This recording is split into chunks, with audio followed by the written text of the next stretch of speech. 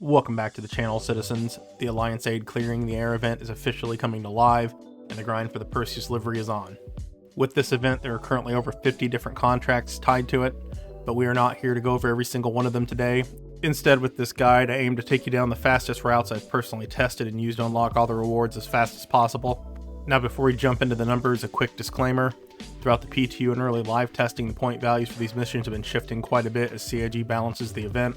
While the points may fluctuate, the mission content and the locations, as well as the AUEC payouts, have remained relatively static. The strategies I'm showing you today are based on the latest confirmed data that I have and are designed to be the most efficient paths, regardless of minor point adjustments. And down in the description of this video, I've also included a link to my one-page guide below. That'll be updating one more time with updated values once live hits, so be sure to keep that on hand for current values as well as updates. First things first, before we get into the loops, let's talk about how progression works. If you open your journal app in the Mobiglass, you'll notice a new entry called Alliance Aid. This contains 3 distinct meters, and then finally a personal meter. Each priority contract is tied to one of those 3 main categories, and each one of them you complete feeds into that specific bar. But you also get those points for the priority contracts placed on your personal meter as well. If you complete transport, collections, and defense, you'll also fill your personal meter normally. But alternatively, you can also repeat any contract for any section to complete it as well. And if you and a group share contracts, you will all get full point values towards these meters as well. So you can either work together to complete larger contracts, or all split off and complete your own small individual contracts and share them anyways. Personally, I'd recommend having everybody stick to the small contracts, sharing them across the group, so you all receive full points per contract completed. In these new contract missions, large-scale missions pay massive AUEC but offer poor point-to-work ratios. If you're wanting to complete this event as quickly as possible to unlock all the rewards, I'd stick to small-scale missions for faster reward progress. Now let's jump into the completion strategies for each section. First up, let's look at the transport column. We aren't just going to be taking random cargo missions here. We're going to be chaining 4 interstellar transport contracts into a fast way to farm these much-needed points. By transporting materials specifically between Stanton and Nix, you can maximize the efficiency doing this. What you're largely going to be doing is making 2 stops at Stanton to grab cargo for the Interstellar Small Cargo Haul Filters mission and the Interstellar Small Cargo Haul Medical mission. Once the cargo is secured, head to Levski via the Nix Gateway. Once you deliver the cargo via the freight elevator in your hangar at Levski, you'll then be grabbing the Interstellar Medium Cargo Haul Cryopods mission and the Interstellar Small Cargo Haul Research Contracts mission, and the respective cargo once more. Once you're all packed up, head back to Stanton, typically to New Babbage on Microtech to turn in these new materials. Based on current values, you should be looking at a little over 1,500 points per round trip. Following this loop, you're looking at roughly 7 full trips to hit your 10,000 point goal. This is a perfect solo path for anyone with a ship that can hold 14 SCU of cargo to Nix and about 30 SCU of cargo back to Stanton. And once you've completed the delivery at New Babbage, you simply repeat the loop. So head back to your Stanton pickup points and start the process again until you've hit or break 10,000 points. The Drake Cutlass Black or Golem Ox are likely to be the smallest ships that can pull this off, but any ship over the size of those with higher SCU will also be more than capable of doing them as well. The next section is Collections. This is actually the fastest track on the entire sheet, but it requires a specific unlock trigger to see the higher value missions. To see the highest level contracts, you'll need to hit 1,200 points to trigger them. And the fastest way to break that seal is to run the Manufacturing Resource Small Barace mission for approximately 365 points. Do note this will require you to do some mining, and as a result, you will need a prospector. If by some chance you don't have access to one currently, you can rent one down at Lorville, inside Tisa Spaceport, via Vantage Rentals, which is located just outside the elevators you use to go to your hangar. This should typically run right around 70,000 AUEC for 1 day. Once you have a prospector, head to Crusader, and then head to Selin from there. Once you hit the surface, simply look for granite nodes, and once you've located a cluster of them, you should be able to scan them and see what they contain. It should be very easy to find a handful that have 30 or 40% brace. The first cluster I found filled up my bags immediately, and I didn't have to continue any further.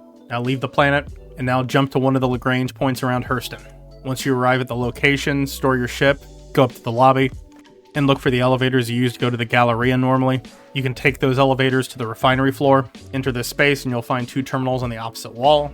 Go ahead and interact with one of them, then select your prospector in the bottom left-hand corner of the screen. Click Setup Work Order, select Thermonatic Deposition, then hit the quote button below that, and then submit the order. You'll now have a timer on the screen. You'll have to wait this amount of time to collect your refined materials. Once the materials are refined, you'll need to take them down to Tisa Spaceport. to submit them to that contract. Once you complete this contract, you should get a couple new ones, and then proceed to repeat the Research Resource Small Bexelite contract for around 300 points until you unlock the Manufacturing Resource Small and Large Laranite contracts. You can buy Bexelite at Hurston Dynamics mining stations located around Stanton. The ones I would typically recommend first are going to be Stanhope, Hadley, Pinewood, and Thetis. If by some chance you're unable to acquire them in these specific locations, it's time to head out to Pyro. You can acquire them via Bueno Ravine on Bloom or Fallow Field on Pyro 4.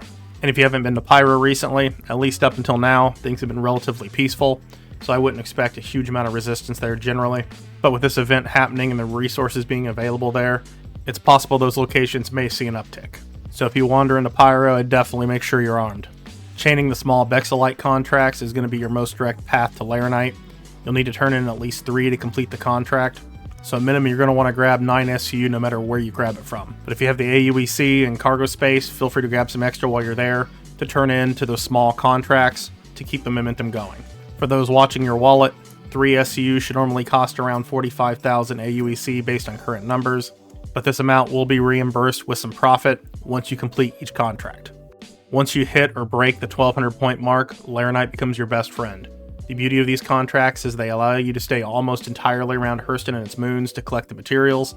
You can go to any of these locations on the screen right now, but I'd primarily recommend HDMS Lathon or Bezdek on Ariel. But once you have these contracts, the Manufacturing Resource Small Laranite pays out 327 points for 4 SCU, while the large Laranite contracts pay out 463 points for 85 SCU. I would highly recommend, especially for most solo players, to stick to the small Laranite contracts for maximum efficiency. You'll simply need to move 108 SCU of Laranite, which is 27 mission turn-ins. Alternatively, you can complete the large contracts and finish the track in 22 missions, but that requires you to move almost 2,000 SCU. If you have the people and the ship to pull it off, the large will pay far more AUEC and let you skip a few mission contract turn-ins. But the small contracts have one other benefit. If you can move 108 SU in one run, you can transport that back to Lorville and complete the chain without ever leaving your hangar again. Simply move one 4 SCU unit onto the grid, submit it to the mission, grab another small Laranite contract, and repeat. Let's move on to the last type of contract, defense contracts. Just a heads up, defense is usually going to be the slowest grind out of all of these, but there are still ways to manage the grind and reduce the amount of time you have to spend doing it. First up, I'd start by running the Protection Detail Needed contract 5 times. Each run nets you 150 points, and these are simple ship escort or defense missions that act as a key to unlocking the higher tier content here. Next, once you've cleared this first phase, you have 2 main options: Hauler Hunter contracts and Thwart Cargo Jacking contracts. First is the Hauler Hunters. You can do these solo or duo. Duo is going to be preferred, and these are purely ship combat contracts, and these are going to give you 225 points per run. You can even repeat these to complete the 10,000 points for defense. It's steady, and it's reliable, and it's exactly what you expect, but it's definitely going to be the slow and steady route of doing things. Option 2 is personally what I'd recommend, the Thwart Cargo Jacking missions. This is the high value play at 600 points per run, but by doing this will only require you to complete 14 missions approximately to finish the entire defense grind. You can complete these particular missions both in Stanton and Nyx, but I found Nyx was the more enjoyable and easy place to do them.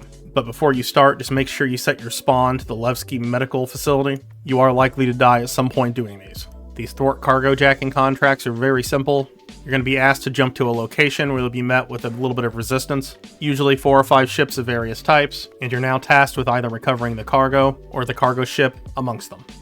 If you're running solo, take a medium or heavy fighter like the F8 or Guardian MX. If you have a group, a multi-crew combat ship like the Paladin, Corsair, or Constellation is a good way to go. Either way, clear out the targets and attempt to board the ship safely to recover the cargo. Once you're on board, you can pull the cargo to your own ship, or my recommendation, simply have a player board the target ship and fly it back to Levski.